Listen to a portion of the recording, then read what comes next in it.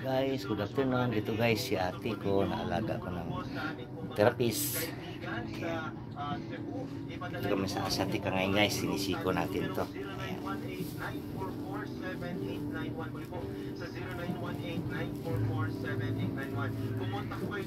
Ito ron, dito ko kay ate ron. At ipagkakaloob po natin ito diretso po sa kanila. Ayan po mga kaibigan. So yan, Kuya Gab, anything that you want to say to our listeners before we end our live program?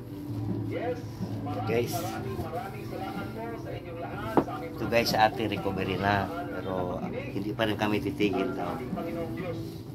Tuloy-tuloy pa rin. Every week lang naman guys. Every Sunday. ginamit niya kayo lahat.